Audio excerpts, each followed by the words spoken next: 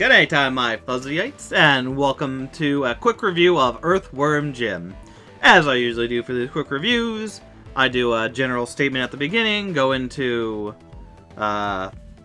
different parts of it, like character, setting, etc., etc., and then end with a conclusion. So, overall, with Earthworm Jim, it is a very interesting game. It is a lot of comedy. A lot of weird creatures you fight, a lot of weird places you go to, and this is, to me, it's a meme game. It definitely feels like a meme game without having any other memes in it. It's just bizarre what you do, where you go, it's nonsensical a lot of the times, all to the ends of a beautiful ending. Though this is the Genesis version I played, so I don't know if it's any different than the SNES version, which I also have. But this was on Switch Online, so I played it because he had the save states. And overall, really fun. Love the character, love the areas and whatnot. Let's go more into it and whatnot. So this being an older game, you don't really get much of a story. Well, some Genesis do, but this one, you kind of just go from world to world, doing random stuff. Earthworm Jim himself is kind of quirky. He has some interesting idle animations and whatnot, and if you read the instruction manual, you learn that he got the suit, came to Earth from Psycho trying to get it. He got into the suit, found out, oh, a princess is in trouble, and set off to find the princess. Maybe that's why he went to planet to try and find if she was on that planet, figuring out, oh no, she's not, and moved on. So, overall, there are quite a few characters, but none of them really have dialogue at all. It's all visual stuff. Well, I guess Earthworm Jim says groovy and eat dirt, maybe? Certain things happen. I don't know. But it's pretty good. So, as for characters, you kind of have Earthworm Jim, Psycho, who is always chasing you down from planet to planet to try and get back the suit. And those are the main ones you see throughout the game. You see other ones, like there's a mucus blob, there's a hillbilly guy on a trash planet, there's an evil the cat from Heck, stuff like that. And overall, the character designs look really good. It's a lot of bizarre stuff. You kind of just dropped into an area not knowing what's going on until, oh, here we are fighting a guy on a whatever machine holding him in the air. You have to hit a box to hit him, and he throws a whole fish. Here's a cat who shoots fireballs and will come from the darkness to try and get you. Now we're bungee jumping against a mucus monster. A lot of weird stuff. Interesting characters, the looks of it and everything. Pretty good. So if you want a weird adventure with characters who don't really talk, but they look interesting, have interesting animatics, animations, and whatnot, pretty good. Moving on to... No, the story should have been first. Moving on to the story, I guess, second, which it should have been first.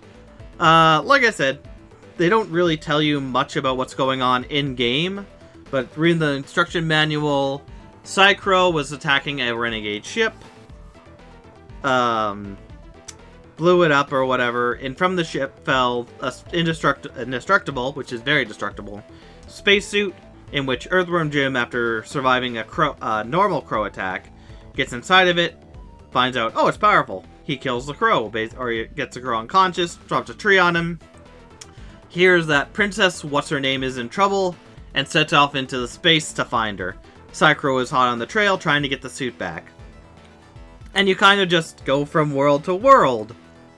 Just going through, finding a boss or a person at the end of it who's trying to do stuff, and stopping them. All accumulating to you finding Princess What's-Her-Name, and the ending ensues. Great ending, I won't spoil it. It's perfect. Perfect ending, though. Yeah, not much more to say about the story. Kind of just go from place to place, trying to find her. and weird, wacky characters follow. So I guess we'll move on to the setting.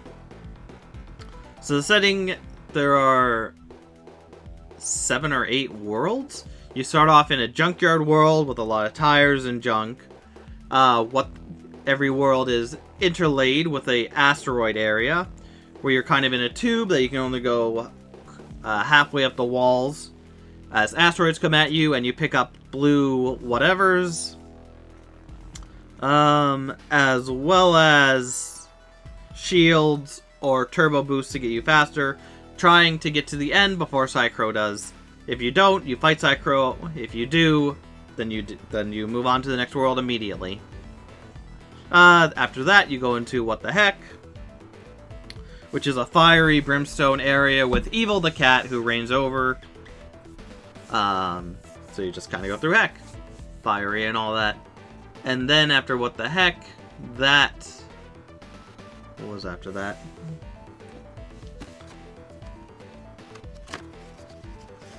The areas aren't forgettable. I think it's the water planet that was in it. Oh.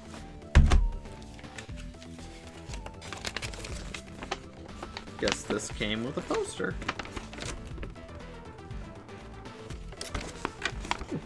Any poster. Eat dirt.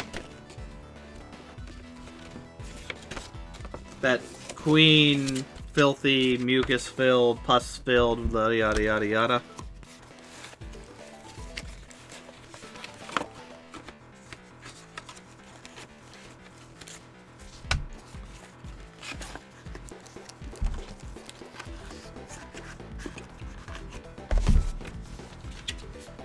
After Heck, yeah, you go down the tubes to fight Bob the Fish.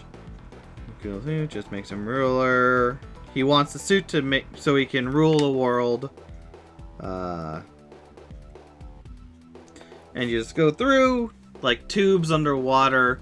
You go into underwater portions in a sub-ship thing that you fly around to get to different areas. After that, you fight a slime that's on a bungee cord, hitting him into the wall to take him down.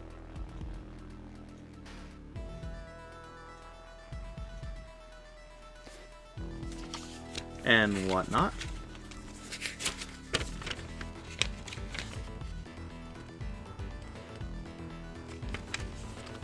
And then you get to level 5, which is a factory or a science-esque level with a lot of electricity and whatnot. Then the second table.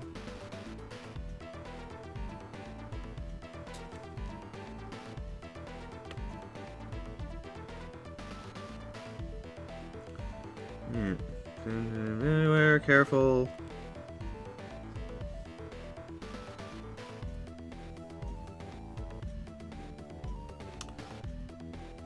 Yeah. So you kind of go through an electric area, trying to fight Professor Monkey, get to the end and leave. Then you go to Pete's Sake, where you're walking a small dog, who when he gets angry, he mutates into a hulking beast who will attack you, and whatnot. Very weird. Then you go into not Buttville. What? There was another area before Buttville, right? There was an intestine area. It's not here though. There was an intestine track. Oh, it might have got taken out of the SNES version. But then you go into an intestine-filled area where you go around and you just move around and do stuff. Finally, you get into Buttville. It's a dark, lightning place with a lot of fast enemies and whatnot, where you fight the queen. What's her face? Queen.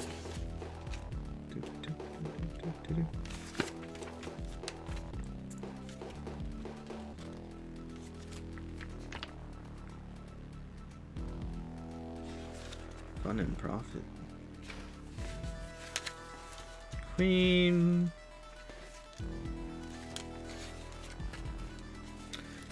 The evil queen, pulsating, bloated, festering, sweaty, pus-filled, malformed, slug for a butt.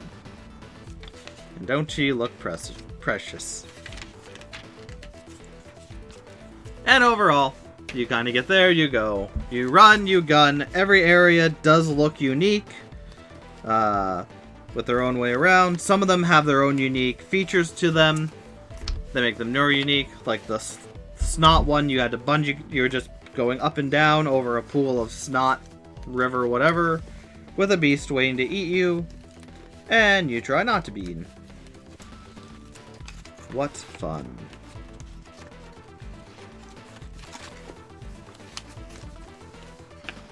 And overall, it was a good time. All the areas varied. They had something interesting going on. Unique enemies, unique bosses and whatnot. Very fun. Very nice. And that will lead us into the gameplay.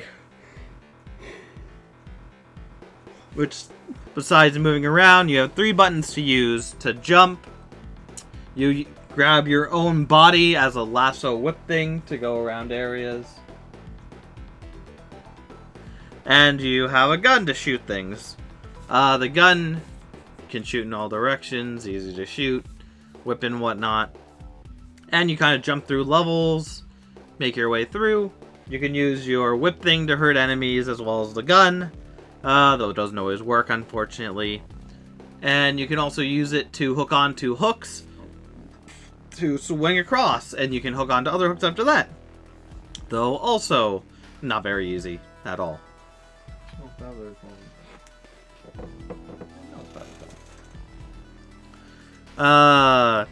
Yeah, and then there's other things like the anti-asteroids, which comes in between every mission. You just go down a tube, trying to get power cell things for whatever reason. Electric force fields that you can use at any time, as well as turbo boosts that boost you up as soon as you get it, to try and beat Psychro.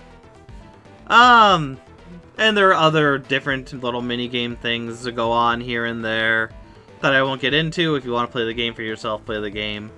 And overall, it works pretty darn well. The whip attack melee thing, I think, could have been better, because if enemies get close to you, that's just it. You have to shoot them, and even then that might not work, so you have to jump away. But a lot of the enemies were varied. They had different ways of attacking, although very much similar, being just in the air somewhere and they would come at you. But some of them went fast, some of them kind of took their time around, some of them split into land enemies that would attack you. So there's a lot of good variety there. But overall, it is a very, very tough game in a lot of places. I had to use the saving mechanic as well as rewind a bunch of times because it's just so outrageously tough. Trying to do stuff. I think the hardest thing in level 5, there's a part where you're in a box, or a cage thing, dangled in the middle of, I don't even know what they're with, like shoot things that shoot purple bacteria things at you, and you have to shoot them. But you have no time, no idea where they're coming from unless you've played the game a lot to anticipate where they're coming from. And it's just very tough, and that's kind of how the game is. There's a lot of, not everything, they don't have the cheap placement of enemies all the time, and your weapons do allow you to beat a lot of the enemies. But a lot of this game is just playing through it, learning the courses, and then playing again as you learn it, and go through farther and farther, harder and harder, and whatnot. But for me, another thing that was horrible is the hook thing kind of works. You have to be very specific to where you hook onto it to swing.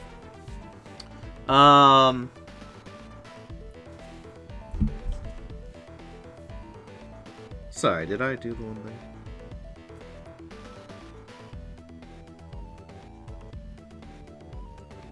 Yeah, I did. So for me, it's way too hard for my standards, especially playing this. If I had a lot of time, I would probably be able to do a lot better memorizing and whatnot, but it's tough. It's not made easy for you. And like I said, playing it, I don't like easy games all the time. I do like to be challenged and whatnot, but when the challenge comes from some of the mechanics, like the whip thing going from one hook to another, doesn't work all that right, or the challenge comes from hard enemy. Well, the enemies weren't all that hard, but just hard obstacles and whatnot that you needed to memorize in order to win. That's not my style of fun. Because, like, then you need to play the game a lot. Just to succeed, you need to play the game a lot and learn every inch of what's going on in these levels in order to do good. And for me, that's not very fun. I like learning what to do and activating and working with it, but if it's like, oh yeah, you can't really beat it fair and square unless you play it over and over and over again to learn exactly when this purple thing is going to shoot out of this pipe here and whatnot. Meanwhile, you have a certain amount of attacks. Overall, not a bad game. The comedy is definitely what led me to keep going. The absurdity of what was going on is very fun. I'm glad I played it, but if you're interested in playing it, just be careful. And I guess that's it for the... That'll be it for the, whatever. We're going on to the... So, like, in conclusion, basically, the game is fully driven forward by a slight comedy that I really enjoyed.